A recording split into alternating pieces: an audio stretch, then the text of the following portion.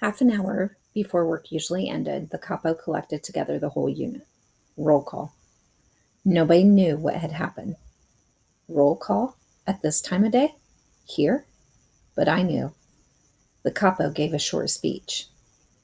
An ordinary prisoner has no right to meddle in other people's affairs.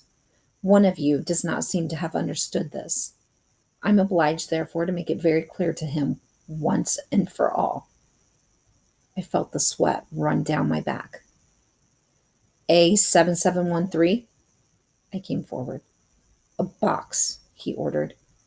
They brought him a box. Lie down on it, on your stomach. I obeyed. Then I was aware of nothing but the strokes of the whip. 1, 2, he counted. He took his time between each stroke. Only the first ones really hurt me. I could hear him counting. 10, 11. His voice was calm and reached me as though through a thick wall. 23. 2 more, I thought, half conscious. The capo waited. 24. 25. It was over, but I did not realize it, for I had fainted. I felt myself come round as a bucket of cold water was thrown over me. I was still lying on the box. I could just vaguely make out the wet ground surrounding me. Then I heard someone cry out. It must have been the capo. I began to distinguish the words he was shouting. Get up! I probably made some movement to raise myself because I felt myself falling back onto the box. How I longed to get up. Get up!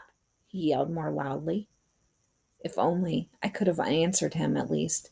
If only I could have told him that I could not move. But I could not manage to open my lips. At Idik's command, 2 prisoners lifted me up and led me in front of him. Look me in the eye. I looked at him without seeing him. I was thinking of my father. He must have suffered more than I did. Listen to me, you bastard, said Idik coldly. That's for your curiosity. You'll get 5 times more if you dare tell anyone what you saw. Understand? I nodded my head. Once, 10 times. I nodded ceaselessly, as if my head had decided to say yes without ever stopping. One Sunday, when half of us, including my father, were at work, the rest, including myself, were in the block, taking advantage of the chance to stay in bed late in the morning. At about 10 o'clock, the air raid sirens began to wail. An alert. The leaders of the block ran to assemble us inside, while the SS took refuge in the shelters. As it was relatively easy to escape during a warning, the guards left their lookout posts and the electric current was cut off in the barbed wire fences. The SS had orders to kill anyone found outside the blocks. Within a few minutes, the camp looked like an abandoned ship. Not a living soul on the pass. Near the kitchen, 2 cauldrons of steaming hot soup had been left half full. 2 cauldrons of soup right in the middle of the path, with no one guarding them. A feast for kings, abandoned, supreme temptation. Hundreds of eyes looked at them, sparkling with desire. 2 lambs with 100 wolves lying in wait for them. 2 lambs without a shepherd, a gift. But who would dare? Terror was stronger than hunger. Suddenly, we saw the door of Block 37 open imperceptibly. A man appeared, crawling like a worm in the direction of the cauldrons. Hundreds of eyes followed his movements. Hundreds of men crawled with him, scraping their knees with his on the gravel. Every heart trembled, but with envy above all. This man had dared. He reached the first cauldron. Hearts raced. He had succeeded. Jealousy consumed us, burned us up like straw. We never thought for a moment of admiring him.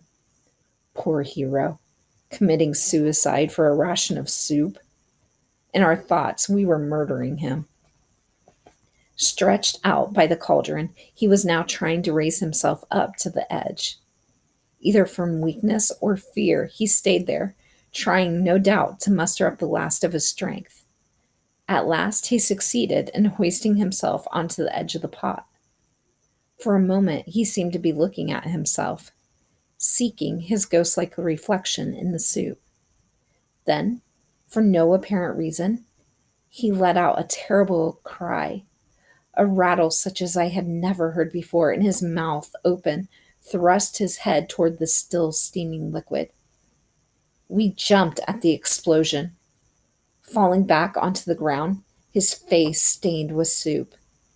The man withered for a few seconds at the foot of the cauldron. Then he moved no more. Then we began to hear the airplanes. Almost at once, the barracks began to shake. "They're bombing Buna," someone shouted. I thought of my father, but I was glad all the same. To see the whole works go up in fire, what revenge! We had heard so much talk about the defeats of German troops on various fronts, but we did not know how much to believe. This today was real. We were not afraid, and yet if a bomb had fallen on the blocks, it alone would have claimed hundreds of victims on the spot. But we were no longer afraid of death. At any rate, not of that death. Every bomb that exploded filled us with joy and gave us new confidence in life. The raid lasted over an hour. If it could only have lasted 10 times 10 hours. Then silence fell once more. The last sound of an American plane was lost on the wind, and we found ourselves back again in the cemetery. A great trail of black smoke was rising up on the horizon. The sirens began to wail once more. It was the end of the alert. Everyone came out of the blocks. We filled our lungs with the fire and smoke-laden air, and our eyes shone with hope. A bomb had fallen in the middle of the camp, near the assembly point, but it had not gone off. We had to take it outside the camp. The head of the camp, accompanied by his assistant and the chief capo, made a tour of inspection along the pass. The raid had left traces of terror on his face. Right in the middle of the camp lay the body of the man with the soup-stained face, the only victim. The cauldrons were taken back into the kitchen. The SS had gone back to their lookout posts behind their machine guns. The interlude was over. At the end of an hour, we saw the units come back in step as usual. Joyfully, I caught sight of my father.